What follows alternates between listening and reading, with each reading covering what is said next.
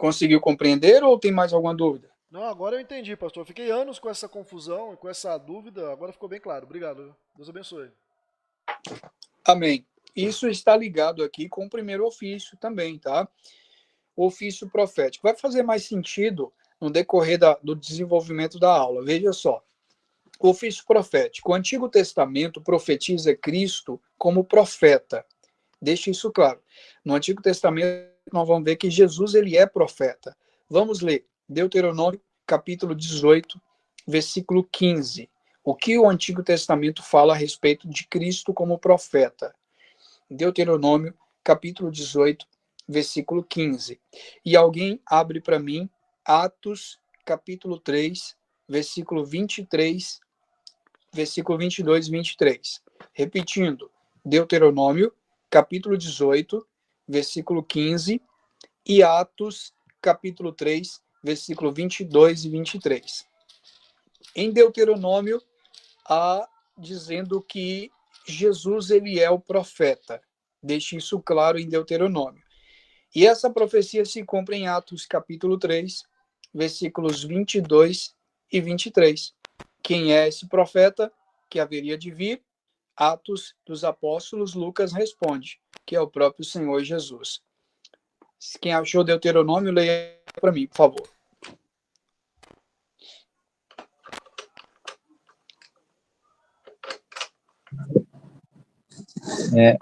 O Senhor teu Deus te suscitará um profeta do meio de ti, de teus irmãos semelhante a mim, a ele ouvirás.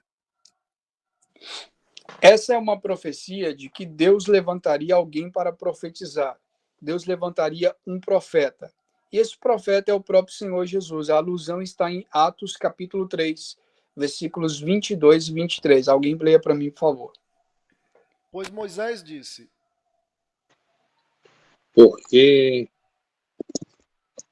Porque Moisés disse aos pais: Ó Senhor, vosso Deus levantará entre vossos irmãos um profeta semelhante a mim, e ele ouvireis em tudo quanto vos disser. E encontrará em toda a alma que não escutar esse profeta será exterminada dentre o povo. Ou seja, o texto é verotestamentário. O que é algo verotestamentário? É um texto muito claro que aponta para Cristo. Lá em Deuteronômio capítulo 18, Moisés ele diz: vai se levantar um profeta semelhante a mim, melhor do que eu, mais poderoso do que eu, com mais autoridade do que eu, e a ele vocês vão ouvir, a ele vocês vão dar ouvidos. Lucas escreve o livro de Atos, e ele ressalta bem que Cristo é esse profeta que Moisés havia destacado. Isso é simplesmente maravilhoso. Então, o texto é verotestamentário, é citado em Atos, capítulo 3, versículos 22 e 23. Cristo também, ele mesmo se considera profeta. Ele mesmo fala de si como profeta. Vamos ler Lucas, capítulo 13, versículo 33. Lucas, capítulo 13, versículo 33. Cristo mesmo se considera como profeta. Alguém lê também João, capítulo 8, versículo 26 a 28. Quem achou Lucas, pode ler para mim, por favor.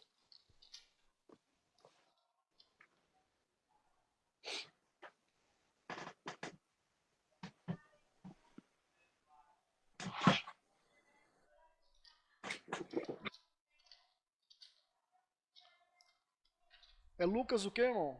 Capítulo 13, versículo 33. Importa, contudo, caminhar hoje, amanhã e depois, porque não se espera um profeta mora fora de Jerusalém. Ou seja, o próprio Senhor Jesus está dizendo aí que é necessário ele se levantar e ir para outra cidade, ir para outra aldeia, Porque um profeta, ele não fica só restrito na sua região, ele precisa ir para outro local. E é isso que Jesus está dizendo. Lá em João, e ele está falando dele mesmo aí. Lá em João capítulo 8, versículo 26 a 28, também existe uma referência forte a respeito desse ofício. Quem achou pode ler para mim, por favor. Respondeu Jesus: em verdade vos digo que me buscais, não pelos sinais miraculosos que vistes, mas porque comestes do pão e vos fartastes. Trabalhai, não pela comida que perece, mas pela comida que permanece para a vida eterna, a qual o Filho do Homem vos dará, porque Deus, o Pai, o marcou com o seu selo. Perguntaram eles: que faremos para executar as obras de Deus?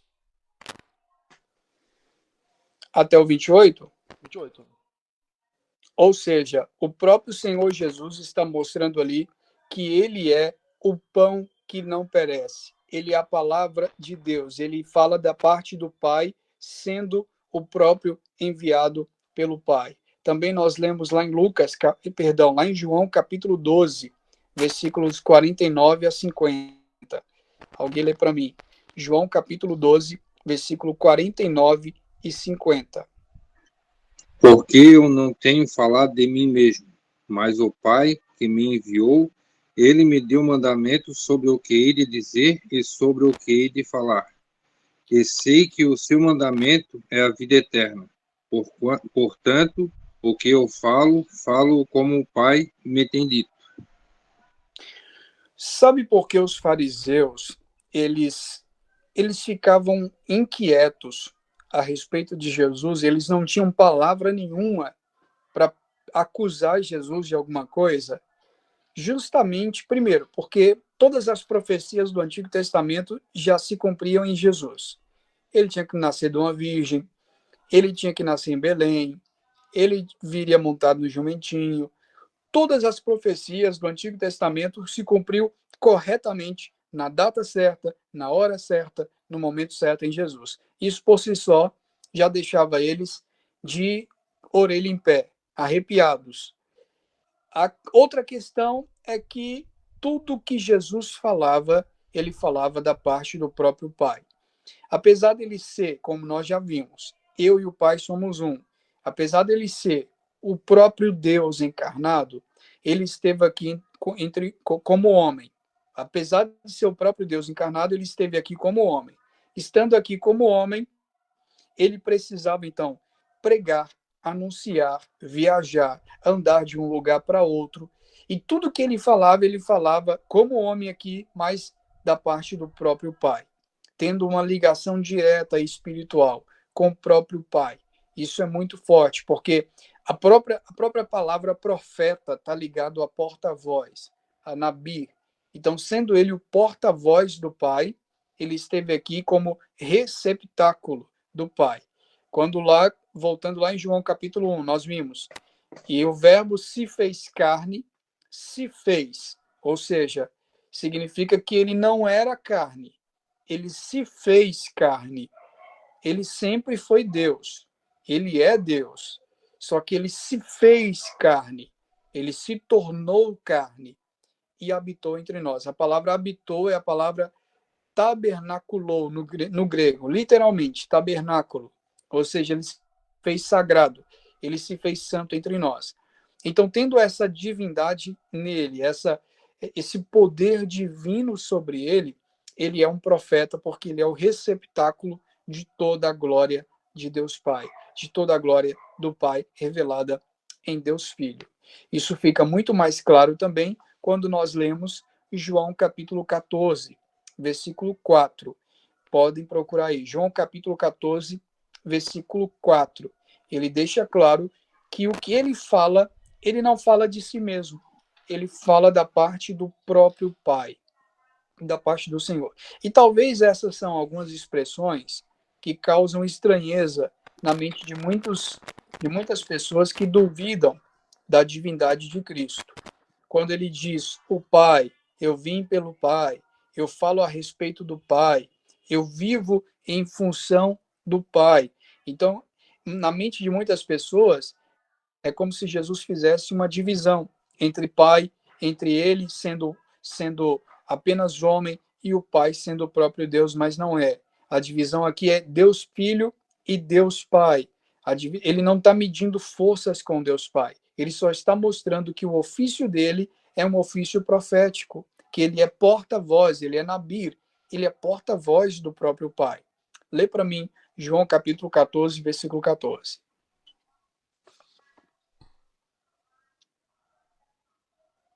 Ouvindo isso, os apóstolos Barnabé e Paulo rasgaram as suas roupas e correram para o meio da multidão clamando. João capítulo 14. Eu peguei, errei, me perdoa. Se pedirdes alguma coisa em meu nome, eu o farei.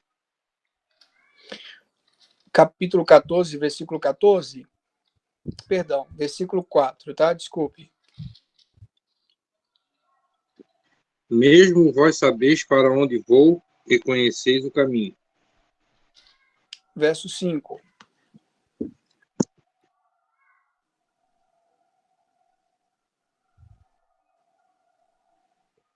Disse-lhe Tomé: Senhor, não sabemos para onde vai.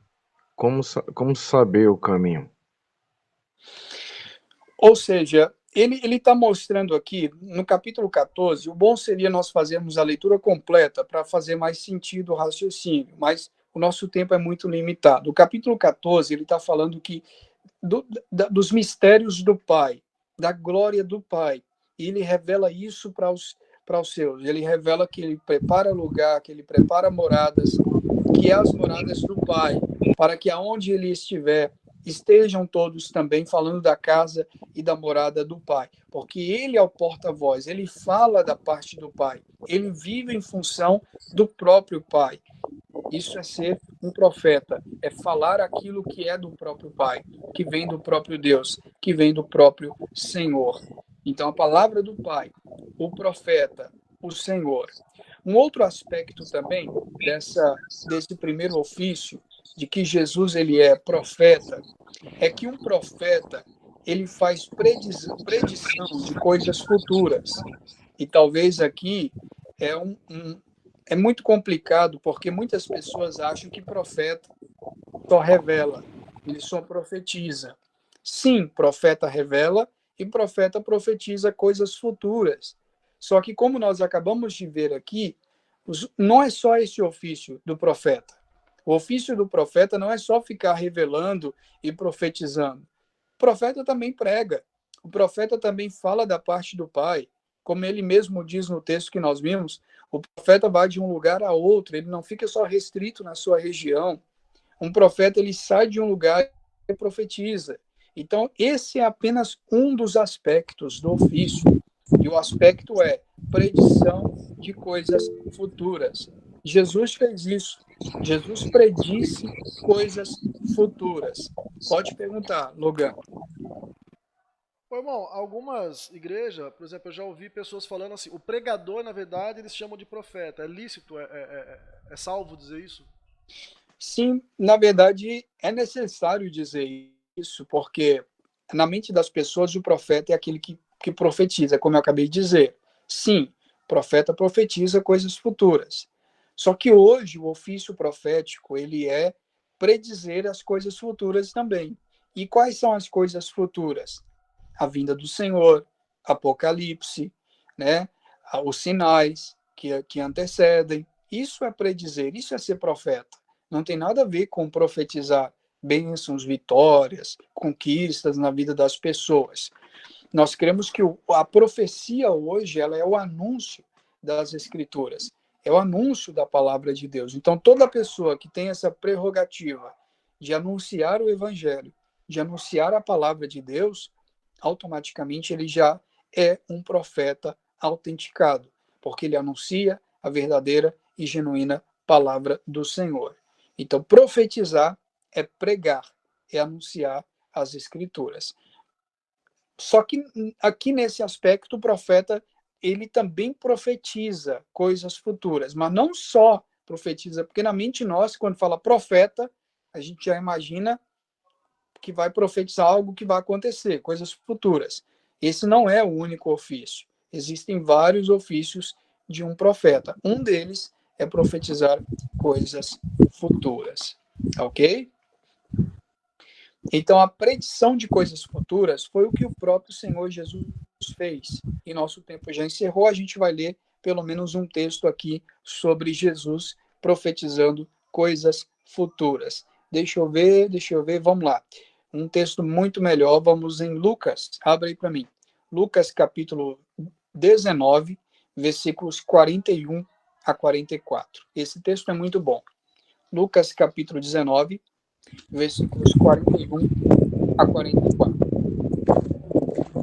Quando ia chegando, vendo a cidade, chorou sobre ela, dizendo: Ah, se tu conhecesses, ao menos este teu dia, o que a tua paz pertence, mas agora isto está oculto aos teus olhos.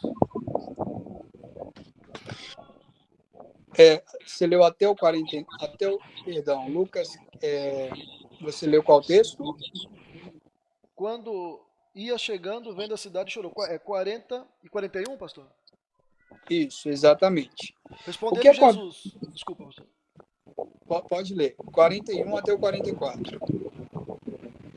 Respondeu-lhe Jesus: Digo-vos que estes calarem, as próprias pedras calarão. Quando ia chegando, vendo a cidade, chorou. Pode ler o texto, no versículo 41 a 44. Quando ia chegando, vendo a cidade, chorou sobre ela, dizendo: Ah, se tu conhecesses, ao menos neste dia, o que a tua paz pertence, mas agora isto está oculto aos teus olhos. Dias virão sobre ti em que os teus inimigos te cercarão de trincheiras, te cercarão e te apertarão de todos os lados. Eles te derrubarão a ti e aos teus filhos, que dentro de ti estiverem. Não deixarão em ti pedra sobre pedra, porque não reconhecesses a oportunidade que Deus te deu. Isso aconteceu no ano 70 depois de Cristo.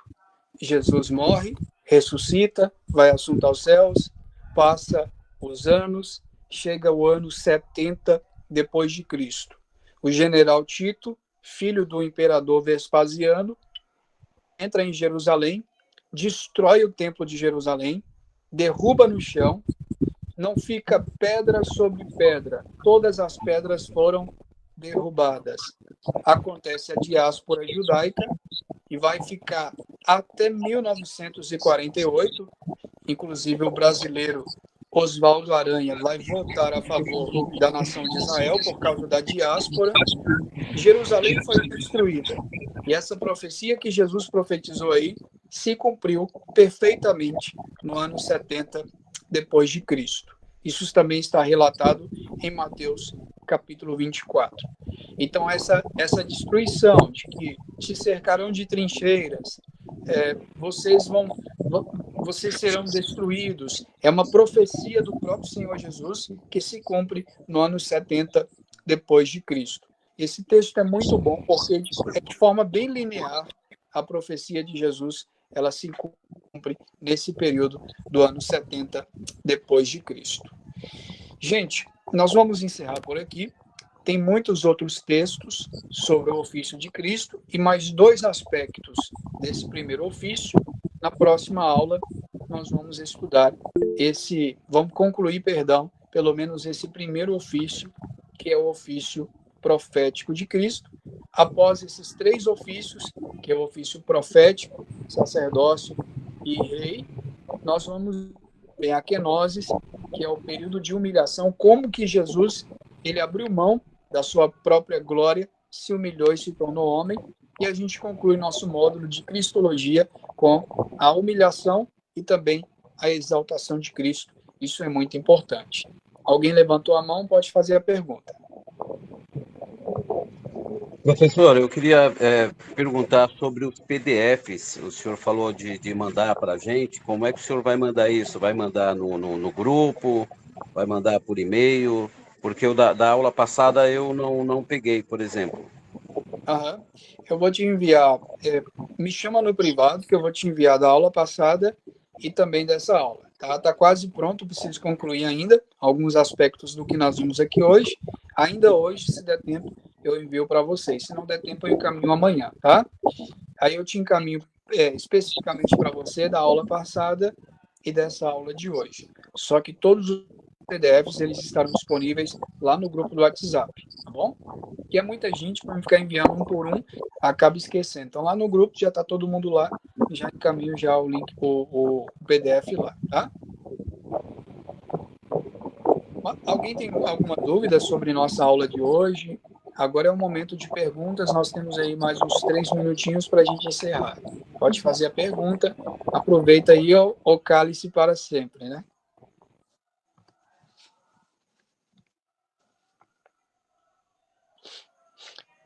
Pode perguntar, Eliana. Pastor, ali no Antigo Testamento a gente não tem um adjetivo a Deus como Pai, tem? Quem trouxe isso foi Jesus.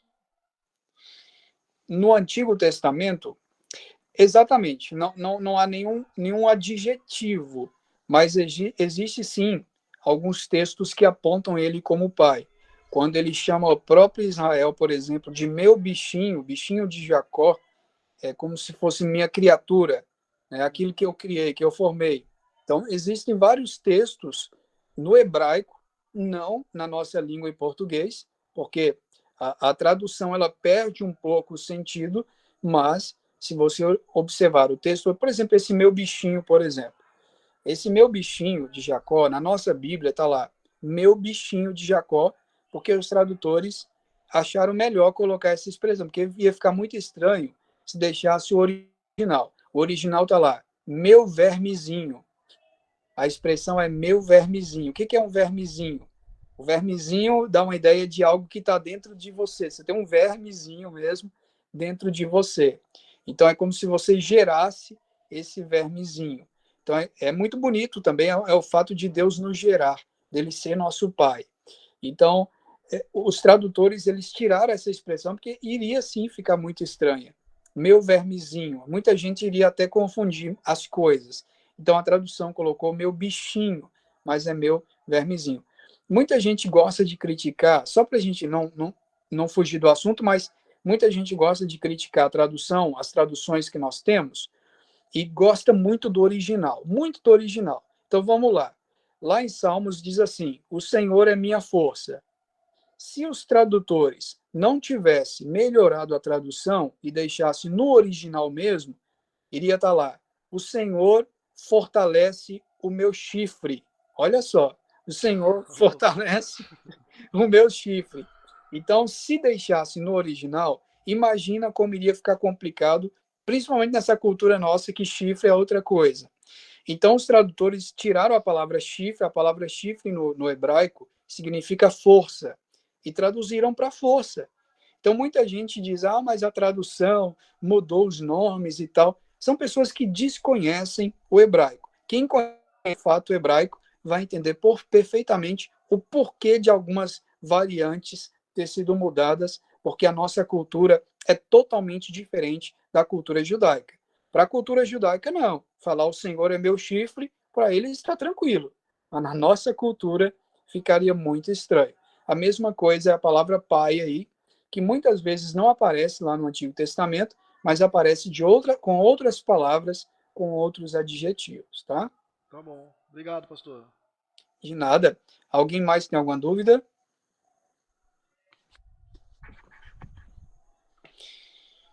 Então vamos encerrar. Vamos fazer uma oração para a gente encerrar a nossa aula. Lembrando que qualquer dúvida no decorrer da semana, vocês podem me mandar lá no WhatsApp, que eu vou estar respondendo vocês, tirando suas dúvidas a respeito da aula de hoje. Vou fazer novamente um pedido, encarecidamente, se possível, vocês avaliarem lá no grupo a aula de hoje, falar alguma coisa, dar um feedback aí do que vocês acharam da aula. Isso é muito importante para os alunos que ainda não fecharam a matrícula, para criar uma confiança, em relação de confiança a respeito das nossas aulas e também participar, tá bom? Pastor, o link da aula aqui que eu vou subir lá, eu mando no grupo ou mando só para o senhor? Manda lá no grupo para a gente, é melhor. Graça já diz, graça, o termo grego charis, que é favor não merecido no grego. Ou seja, só se é condenado pela lei. A própria lei já é uma sentença de condenação. Paulo diz que é sentença de dívida, né? Escrito de dívida. Então, aqueles que são condenados, eles não recebem graça, ao contrário, eles recebem a condenação da lei sobre suas próprias ações. Mas os que são salvos recebem unicamente a graça de Deus. Respondido? Respondido. Amém. Obrigado. Então, vamos lá. A gente vai para o versículo 19. Alguém lê para mim o versículo 19? Só que a gente vai ter que dar um salto Na próxima aula a gente vai entrar novamente no assunto. Eu quero hoje pelo menos introduzir pelo menos o primeiro ofício. Dentro dessa matéria de Cristologia, existem os 3 ofícios de Cristo. Nós vamos ver os 3 ofícios, pelo menos hoje, a introdução do primeiro ofício, e depois a gente vai ver as cartas cristológicas que Paulo escreve para defender a humanidade e a divindade de Cristo também. Isso é muito importante. Então, nós temos aí pelo menos umas 3 a 4 aulas pela frente para a gente concluir essa matéria de Cristologia. Lembrando que nosso curso, só para quem está chegando agora, ele tem 12 módulos. Então, esse mês de março mês de março já encerrou, né? Esse mês de abril praticamente também já está quase encerrando. Então, nós temos pouco tempo para nós concluirmos aí pelo menos esse primeiro módulo, que é a matéria de Cristologia. Vamos lá. Alguém lê para mim o versículo 19. Outra coisa que eu vou pedir a vocês é que fica na agulha aí. Eu sempre vou pedir um ou outro para ler o versículo, que assim eu também descanso minha garganta e vocês também participam. É muito mais dinâmico essa participação de leitura. Então já fica com o texto na agulha e quando eu pedir para alguém ler, já leia para a gente ganhar tempo, tá? Este foi o testemunho de João, quando os judeus mandaram de Jerusalém sacerdotes e levitas para lhe perguntarem: quem és tu? Ele confessou e não negou, confessando: eu não sou o Cristo.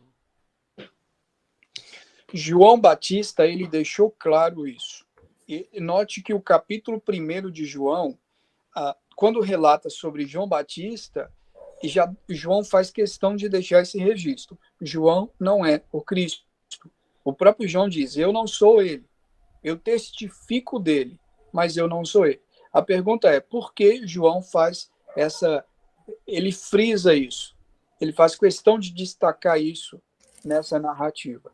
Porque naquele período, muitos já estavam imaginando que João Batista era Jesus, por causa da profecia, por causa do aspecto de João Batista. Alguns pensavam que João Batista era Elias, por exemplo.